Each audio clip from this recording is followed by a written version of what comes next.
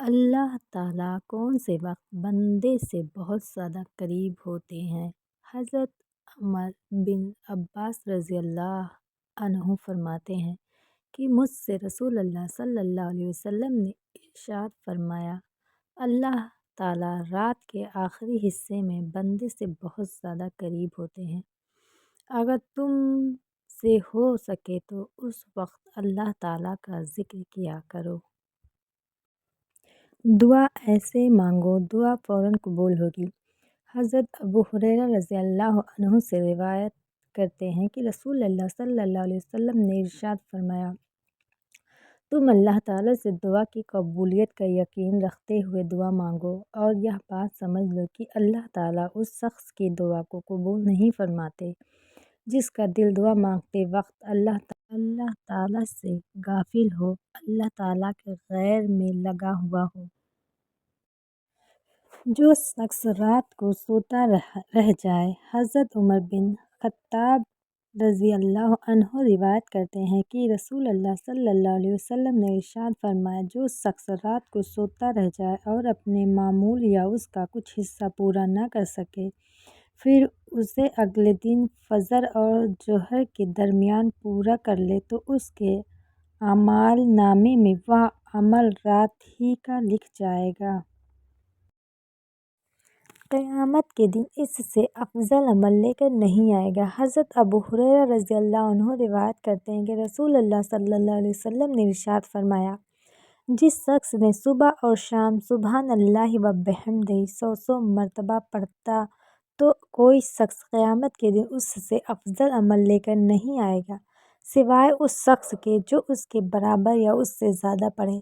ایک روایت میں یہ فضیلت سبحان اللہ العظیم و بحمدہ کے بارے میں آئی ہے۔ سمندر کے جھاگ سے بھی زیادہ گناہ اس کے معاف ہو جائیں گے۔ حضرت ابو ہریرہ رضی اللہ عنہ روایت کرتے ہیں کہ انہوں نے نبی کریم صلی اللہ علیہ وسلم کو ارشاد فرماتے ہوئے سنا، جو شخص صبح و شام 100 مرتبہ سبحان اللہ و بحمدہ پڑھے اس کے گناہ معاف ہو جائیں گے، اگرچہ سمندر کے جھاگ سے بھی زیادہ ہو۔ قیامت کے دن رسول اللہ صلی اللہ علیہ وسلم کی شفاعت کسے ملے گی؟ رسول اللہ صلی اللہ علیہ وسلم نے ارشاد فرمایا، جو شخص صبح اور شام مجھ پر 10 مرتبہ درود شریف پڑھے اس کو قیامت کے دن میری شفاعت پہنچے گی۔ اس کے لیے 70,000 فرشتے رحمت بھیجتے رہتے ہیں۔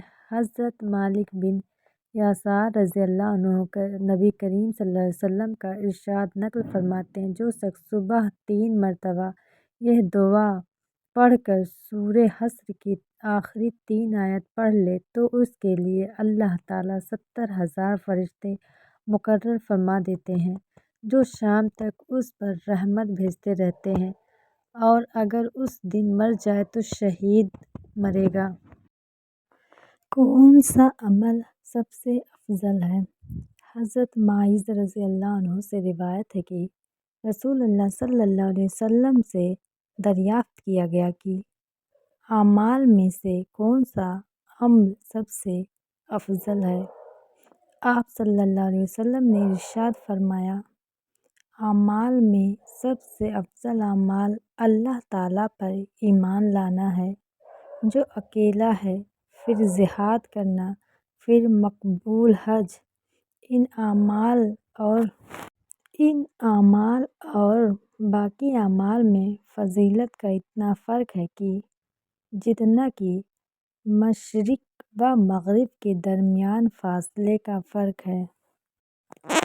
جو شخص فجر کی نماز پڑھتا ہے۔ حضرت جندب بصری رضی اللہ عنہ سے روایت ہے کہ رسول اللہ صلی اللہ علیہ وسلم نے ارشاد فرمایا، جو شخص فجر کی نماز پڑھتا ہے وہ اللہ تعالیٰ کی حفاظت میں آ جاتا ہے، لہٰذا اسے نہ ستاؤ، اور اس بات کا خیال رکھو کہ اللہ تعالیٰ اپنی حفاظت میں لیے ہوئے شخص کو ستانے کی وجہ سے تم سے کسی چیز کا مطالبہ نہ فرما لے، کیونکہ جس سے اللہ تعالیٰ اپنی حفاظت میں لیے ہوئے شخص کے بارے میں مطالبہ فرمائیں گے اس کی پکڑ فرمائیں گے، پھر اسے اوندھے منہ جہنم کی آگ میں ڈال دیں گے۔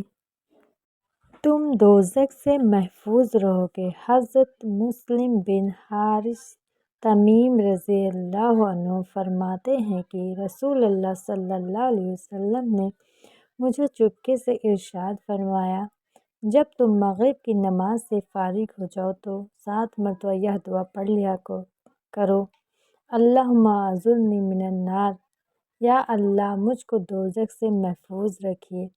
جب تم اس کو پڑھ لو گے اور پھر اسی رات تمہاری موت آ جائے تو دوزخ سے محفوظ رہو گے، اور اگر اس دعا کو 7 مرتبہ فجر کی نماز کے بعد بھی پڑھ لو اور اسی دن تمہاری موت آ جائے تو دوزخ سے محفوظ رہو گے۔